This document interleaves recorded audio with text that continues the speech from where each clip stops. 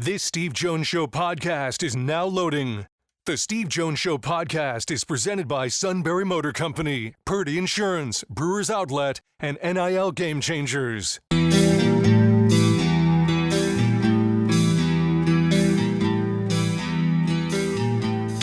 Bringing you an in-depth look at Penn State sports and more. This is the Steve Jones Show on News Radio 1070 WKOK. The Steve Jones Show is presented by Sunbury Motor Company, Purdy Insurance, Brewers Outlet, and NIL Game Changers. Now from the Sunbury Motors Studio, here's Steve Jones.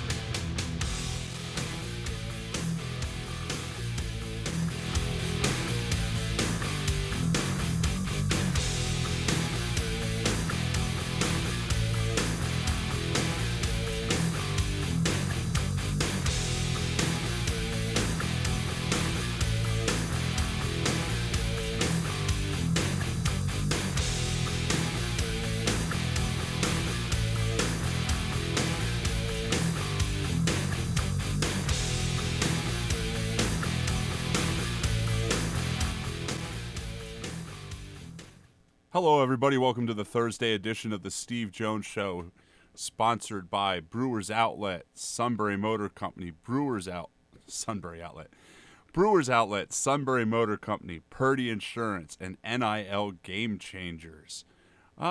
Speaking of NIL, and we ended the show yesterday with a call from Ed from Hanover, where he had some questions about where the money was going and some of his thoughts on maybe what could be done with the money and some other things. And it kind of got me to thinking while he was talking. I think we were told at the beginning of this that the NIL was for the kids to for athletes to earn some extra money. The thing I think about is when it happened is, former Selinsgrove quarterback Logan Libby was up at Bloomsburg, and it was a way for him to earn a little extra cash off of his name. It was by giving, being paid for quarterback lessons, or you saw DeForest Coldus, if you remember that, when he committed to Nebraska. I think he's since transferred, got a commercial for a local heating and cooling company. I think that's what most people thought the NIL stuff was going to be. It was for commercials. It was a chance for kids to, I say a little extra money. I mean, doing a commercial if you're a superstar on a national level is certainly not a little bit of money,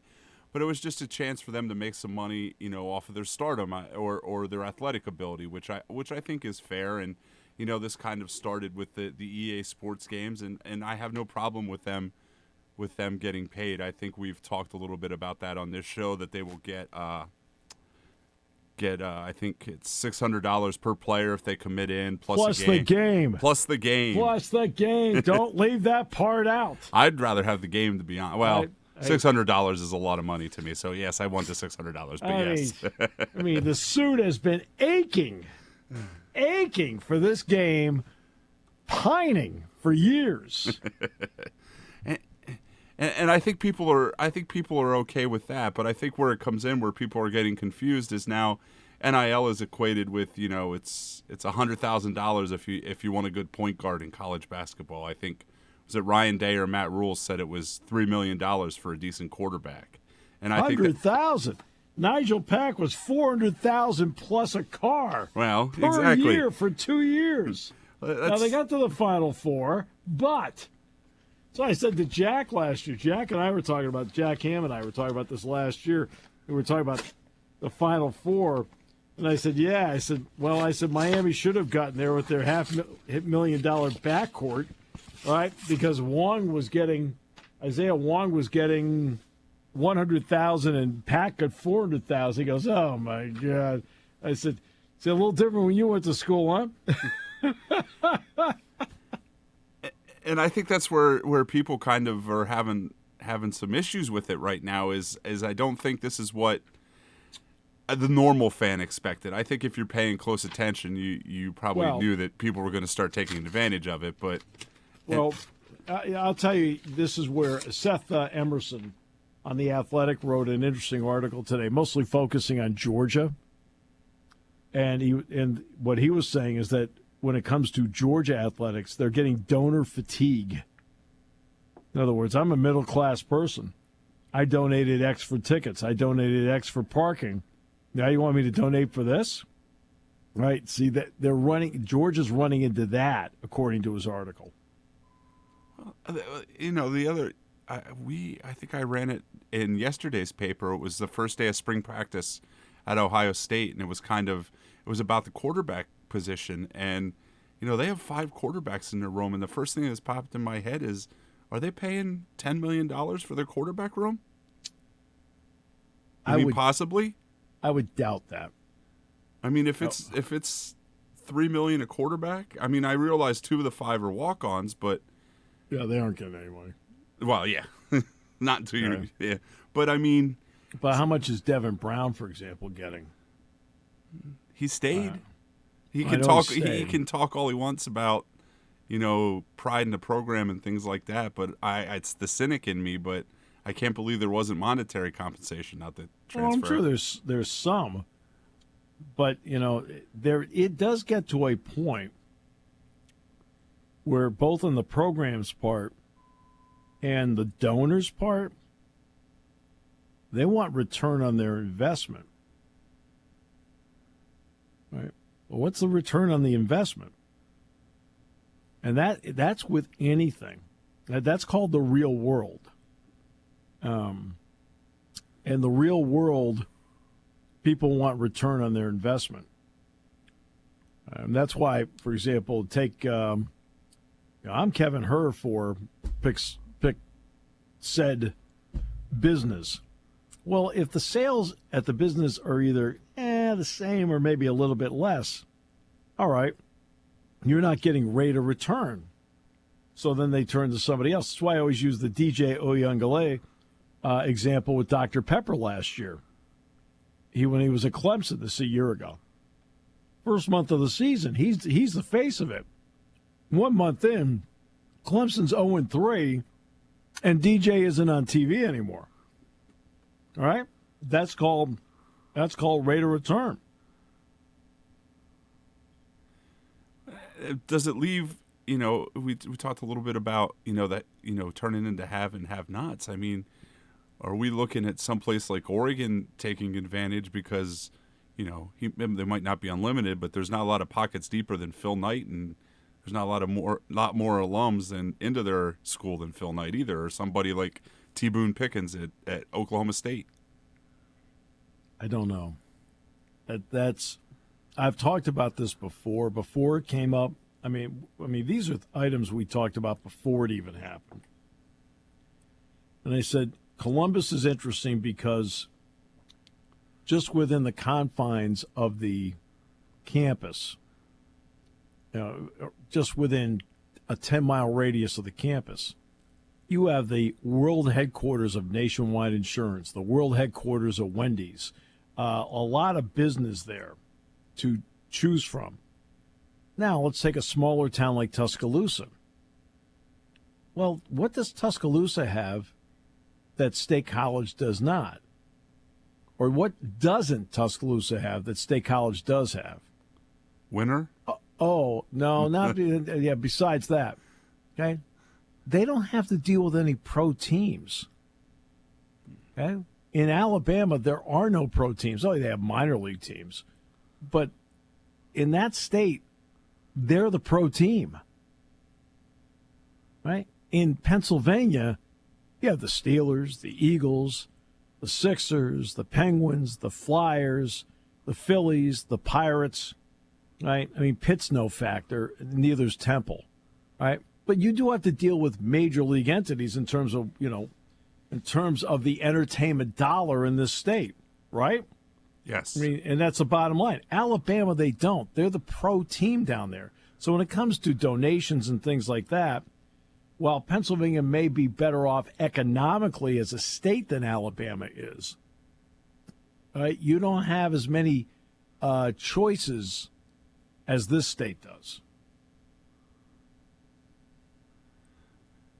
And I also wonder how many people realize that the NIL stuff, a lot of the money is coming out of donations, and it's not, it's donations from people like you and me, alumni and things like, well, maybe a little richer than me, but it's not coming from the school. And that, I think you're right. There is going to be fatigue at some point. That well is definitely going to run dry. And that's a big concern for people. I mean, I'm talking about those who are trying to, if you're a coach, that is a concern. That's why the Dartmouth thing is interesting,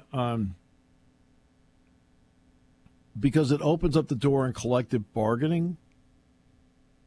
And collective bargaining might be a way to get the transfer portal and NIL to have some sanity to it. Because the Nick Saban article on why he retired is illuminating. Now, you're going to have people who say, Nick Saban, old man, get off my lawn, doesn't want to deal with the new system, blah, blah, blah. Well, that's not what he's talking about. Okay? Actually sit down and read the article. Take a long look at it. Right? I mean, these guys are all talking to him right away about, well, what am I going to get paid? Well, the reason that they're taking that attitude, right? The reason they take that attitude is because they can. They can transfer out anytime they want.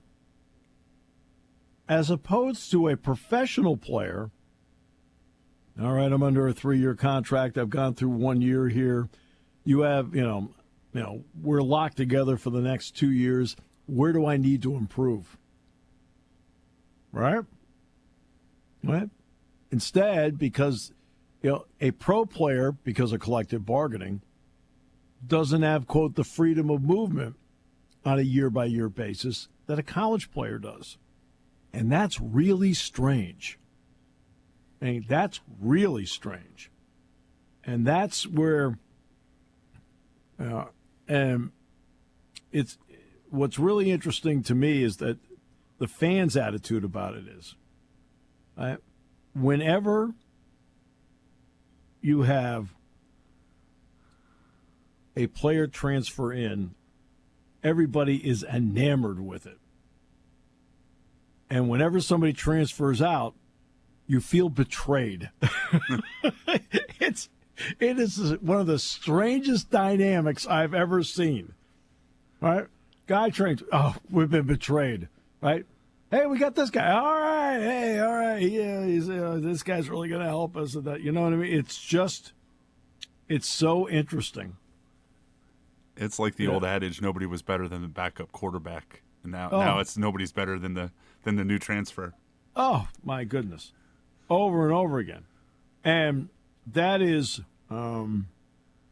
that's what's so interesting about the portal. But the fact is, anybody can go anytime they want. Right? The only ones that could do that before were grad transfers. Well, now anybody can go, regardless of class. And so he has sit-downs with players. And he has players, first of all, he didn't like how they conducted themselves at the end of the Rose Bowl. And I remember watching the end of that game. I thought, geez, the Alabama players, that's not how I expected them to react. Upset, yes. Frustrated, yes. Completely get that. But several of them went beyond that. And that really bothered him, and I can understand why. Then the next part is, when he sits down to have the meetings with the players, they're all talking about money and guaranteed playing time, and can you guarantee I'm going to start, and blah, blah. They said they're like going, hey, why don't you go out and earn it? Why don't you earn your starting spot? I mean, nobody goes in to anything where they, quote, deserve it. You deserve to have this. No, you need to earn it. Things aren't handed to you. That's the real world. And when he's sitting down and he's getting that kind of feedback, I can see why it turned him off. And I mean, is that what you want to deal with from now on? Like, where's mine? Well, okay. I mean, we all want ours. And as I've told you a million times, I'm all for what anybody can get. Go get them. But I mean, is that going to be the attitude the entire time? Well, it probably will be at the beginning of this, but that attitude doesn't usually pay off in the end either, and there's going to be it's going to show in the results in the field too. Okay, now you ask the question. When they're out in the field or the court, who are they playing for? Themselves? I'm going to show the NFL how great I am? Now, maybe it benefits the team that you do that. Or I'm going to do whatever I can to win the game for my team and my school. I mean, what's your attitude about it? I think it's going to be a learning curve for the players too, and I think right now it's going to be the me first thing until it as a collective it dawns on players that's probably not going to work out for them in the end either. Well, again, let me give you. We were talking about yesterday with Dartmouth. All right, so here's the real world. You're in the NBA. And guess what? You're not practicing well. Then you're getting in the games and you're Well, guess what they can do? Release you.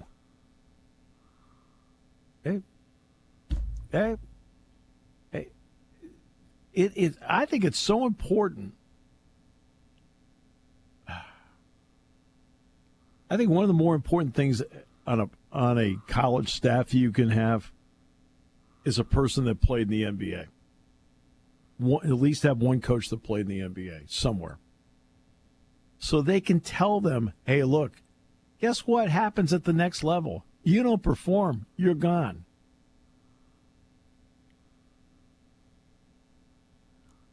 That's real, right? Let's take let's Mitchell Trubisky. Okay, how often have you heard me say, Todd, how much I respect players that keep their careers alive? Because it's hard to do, right? Well, players like Tim Frazier, Andrew Funk, Jalen Pickett, Lamar Stevens, keeping their careers alive. Same thing in the NFL, guys that have kept their careers alive. Well, Trubisky's doing that. He's back with Buffalo. He's keeping his career alive. Right? That's not easy to do in that league. And yesterday, the Bills cut Poyer, they cut Ladarius White, and they cut Morris, the center. Cut him. Welcome to the real world.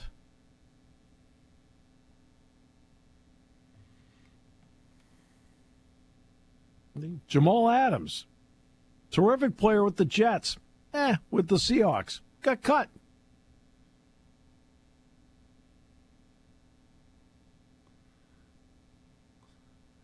Has not been a good couple days to be a safety in the NFL. Or a running back. No. All right? But that's the bottom line to this. That's the real world. And they are unionized and have a collective bargaining agreement. In some way, shape, or form, whether it's through the conferences or the NCAA itself, which I have no confidence in, they may have to go with collective bargaining and then set parameters and rules on transfers, work hours, NIL, whether or not they're employees or not, insurance, things like that, everything. They may have to do that. Looking to help from Congress only kicks the can down the road. You need to take some proactive steps because right now you have coaches fighting every single day to make sure they keep their roster And you have fans every single day saying, what? Because they are. They're like, okay. I mean, you hear some of the people that call up. Bob called yesterday. They don't understand, they're trying to get a handle on what all of this is. And we have fans calling all the time trying to get a handle on it. And it's not easy to get a handle on it because everything is so different. It doesn't mean difference bad. I mean, I don't mind the players getting some money. They're throwing a lot of time, effort, and sweat into this thing. I got it. Right? And doing it in front of thousands of fans. I got it. But what are the parameters surrounding it? Because one of the reasons why the National Labor Relations Board, by the way, didn't certify anything Northwestern did was because at that moment they were the only private school in the Big Ten. They said it would give them there would be a competitive disadvantage that would be involved in what was going on there compared to the public schools. Okay. All right, take a break. Back with more in a moment on News Radio 1070 WKOK.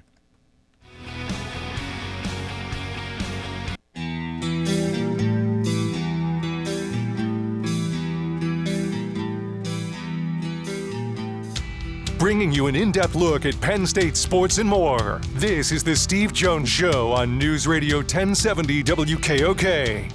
The Steve Jones Show is presented by NIL Game Changers, Sunbury Motor Company, Purdy Insurance, and Brewers Outlet.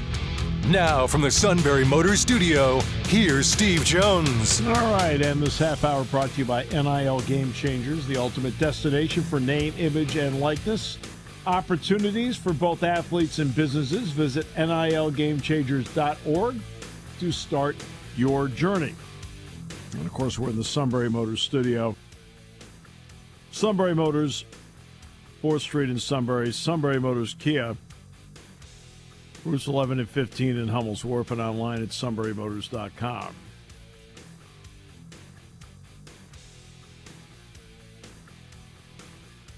So I'm watching Minnesota, Indiana last night with thorough and complete disgust.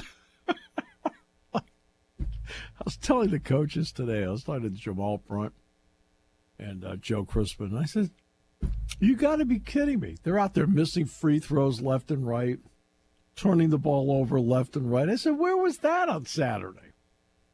They missed 3 free throws in the game on Saturday. They missed 3 free throws and 2 trips down the floor last night.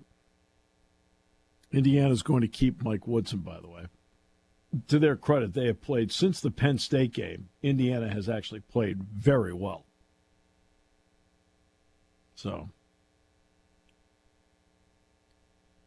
and then I turned in Iowa State BYU. That's it was the last 4 minutes of the game. That was the number 6 team and the number 20 team in the poll. That's some of the worst basketball I've watched in a long time. I mean, it was a 1-point game, which is the only reason why it was watchable. Because, to its credit, it was bordering on unwatchable. It was brutal watching that. I know Iowa State is a really good defensive team. Oh, my goodness. Saw a little bit of Houston last night. Here's going to be Houston's issue moving forward. Houston is a terrific defensive team. I mean, and they try to dictate life and tempo with their defense. And Shedd's a heck of a point guard. Really good player. But you know what their problem is? And this could cost them in the tournament if they're not careful. In each half, they go on extended droughts. And in the tournament, that is sometimes hard to overcome. And that could be a problem for them because offensively, Houston is good, not great. And because they're good, not great, they get downgraded to good because of the droughts. And they seem to have won each half. And against UCF last night, they ran into it. They had enough to win. But that was the action last night. Now, the Lady Lion basketball team plays Wisconsin tonight. By the way, if they win, they get Iowa.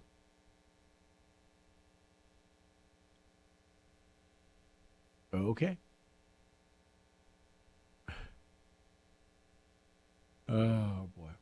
That doesn't seem like a great reward. No.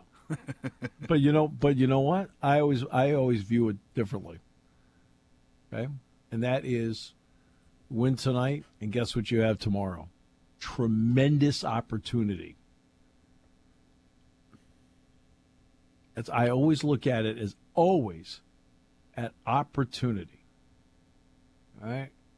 And if they win tonight, they'll have that opportunity tomorrow. Because if they win tomorrow, they are a lock for the NCAA tournament. There's no way in heck you can keep them out then. Even winning tonight might be enough. But, boy, you win tomorrow, and you are locked. You win tomorrow, you're a 10 seed. And obviously their goal is to win the Big Ten title, and you're going to have to beat Iowa at some point if you're going to do that anyway, I would assume. Iowa or Ohio State, and maybe both. Right. I mean, look, it's tournament time. Nobody knows how these things play out. I mean, last year, Penn State's a 10 seed on the men's side playing for the championship against Purdue. And the 1 seed survived by 2. Just don't know how it plays out. Well, you don't know. And what, Bucknell is American tonight? Does that sound right? Yep, 7 o'clock on the Valley. Very good. Hey, a game they can win. Definitely. A game they can win. That's what's fun about this time of the year. I mean, last year, Fairleigh Dickinson was the darling, right? Beat Purdue, right? Didn't win the Northeast Conference in the regular season. Didn't win the Northeast Conference tournament title.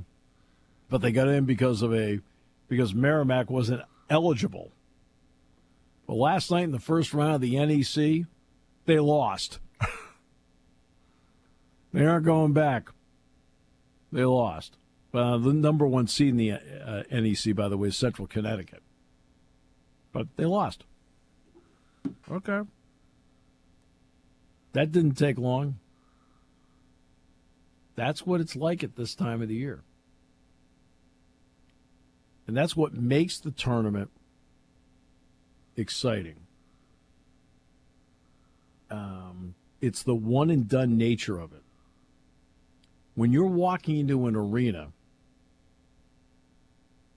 we know this from a broadcast point of view. You're walking into the arena and you don't know if you have another game. I walked into the arena in Des Moines. I wasn't sure if the next game was going to be in Kansas City. Right? Game's playing out. Doesn't look like they're going to get out of there. 4 minutes ago, Penn State takes the lead. Might be going to Kansas City. Game ends, not going to Kansas City, going home. That's what makes the tournament so exciting, because the pressure of every possession, it's precious. And that's what you're going to find with the college football playoff. You're going to find a different kind of pressure on every single snap. There's a big difference of going to a regular season baseball game and going to a World Series game. In the regular season, hey, it's the 4th inning. What do you say we get up, get a dog, get a brew, whatever? Yeah, what do you think? Yeah, we'll kind of look over our shoulder and kind of check out and see what's going on out there as we're standing in line. Postseason, World Series, we're eating before the game. During the game, we aren't moving. unless nature screams. I was just going to say, my brother has season, like I said before, my brother has a season ticket planned to the Phillies. You get a lot of pictures during the game, during the regular season. The pictures in the postseason are pictures from pregame dinners, and that is it. That's it. Okay, people sit there and they are locked in on the game. Well, the NCAA basketball tournament, to appoint the conference tournaments, I mean, in the Patriot, it's only one bid, right? And this college football playoff, it is going to be locked in by players, coaches, and fans on every single play. Not as a whole, every play. And that's what makes it so much fun and exciting. That's the reason it's one of the more popular sporting events. No, that's why you love it. And see, the college football playoff's going to do that for football on the college side. And I think that's going to be why it's such an important addition to have. Now the physicality of it, when it comes to college football, at least everything seems to be spread out. You end the regular season Thanksgiving weekend. Now, you might have to play in the conference championship game the next week. But regardless of the winner or the loser of that, they have a minimum of 2 weeks before they play the next game. And if you happen to win that one, okay, if you're the loser of the championship game, you're going to have 2 weeks. The winner's going to get a bye in all likelihood of a power conference to New Year's Day. So you're going to have, exponentially more time, 4 weeks. But you're going to have at least 2 weeks. If you're the team that loses, or you're, an at-large team, 3 weeks before you play again. And then if you win that game and get to the quarterfinals on New Year's Day, you're going to have 11 days between games. Okay. And then they'll have a week after that, and then the championship game's 2 weeks after that. So at least they have some time built into it. And you're not going to think too much about not having a college football game between January 8th, 9th, or 9th, 10th, whatever it is, and January 20th, which is 10 days later, because there'll be all the NFL playoff games taking place. Hey, Steve, I have Doug from Wellsboro on the line. Doug. How are you, sir? How is the king of Wellsboro doing? I'm ruling my kingdom up here. Well, and I'm not surprised. I went through Wellsboro, and there was a big sign, Home of Doug. When you went to Rochester, you should have stopped in and said hi. Yeah, I was trying to get back from a hockey game, so I was like, okay. So I kind of waved. I hope you didn't mind. Explain to me the Dartmouth situation. They voted to unionize. Unionization doesn't mean employees. Is that correct? Well, it would make them, they'd have to, since they're going to be in the Service Employees Union, it would mean that they would be employees. They would have to come up with an agreement between the two sides as to what compensation is and what working conditions have to be. Now, it's a private school, Dartmouth College is, and they feel it's the first step to getting the entire Ivy League unionized, and because they're all private schools.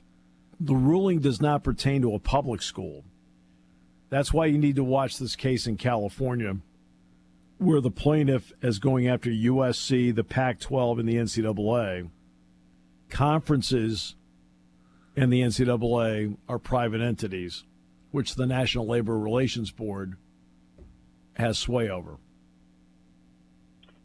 Do you think Dartmouth would have the guts to do what Reagan did with the air traffic controllers and say you're fired and bring in other players? At that point, now you're sitting there and the point will be brought up there. You're using scabs. Okay. Now, President Reagan did. He told them, you don't do this, you're fired. Well, they didn't do it. So he fired him. And guess what? They brought in other people And to the credit of everybody, thank goodness there wasn't a problem. Only 10% of America is unionized, which is down from 10.1% a year ago, and it's down from 20.1% in 1983. So the number of union employees across the country has been gradually decreasing over time. It's interesting that we're talking about, when it talks so much about unions, you hear about the UAW, obviously, but you hear about the Screen Actors Guild, you hear about the screenwriters, you hear about athletes. That's where all the union stuff comes up. There's not a lot of union stuff in everyday life. I mean, the audio people at Channel 3 here in town are Teamsters, and there are some union employees on this campus, but not that many. Are these players eligible for unemployment compensation? Great question. That's something that would have to be brought up because, and also what's their protection going to be against being cut? I'm sorry. You didn't perform up to what we thought. You're being released. Right? I mean, people get Does fired the union and bring released action all the against time. if the guy's not getting enough playing time, or the guy gets cut, or the scholarship isn't renewed, whatever. I mean, something like that. Well, they don't have scholarships, but right. But who's to say that during the season they say, "Sorry, we're releasing you"? I mean, happens in the pros all the time, right? And this is something. See, there are several items that are interesting, which can be pluses financially for players. No getting around it. Maybe it can also be a plus in terms of what they perceive to be working conditions. But there are also a number of unintended consequences. Well, who's to say you can't be fired? Right? Who's to say you can't be released? And if you're Dartmouth, and I think I saw somebody put out something ridiculous they said, I assume Dartmouth men's basketball makes money. No, they don't. Okay? They average 684 fans a game. They get a cut from the NCAA tournament like everybody else. But just on base tickets, if you're paying each Dartmouth basketball player $10,000, there's 15 of them, including walk-ons, $150,000. You know what the ticket revenue was for Dartmouth last year? $133,000. I mean, you're already 17,000 down. Haven't even put the ball in the air yet. And so this brings with it, like, hey, look, we're not making any money with you guys. We need to get all new guys in here. And that's something that they're going to have to discuss. Well, the thing, too, also, like, we have Mansfield University up here. They have a basketball team. Does it go all the way down, Division II, Division III? When does it end? Well, Mansfield, of course, is part of the PSAC, right? Yeah. All right. Okay. Well, that's public institution. So the National Labor Relations Board would not have a ruling on what's going on with Mansfield student athletes because state universities are considered to be part of the government in terms of how they view it.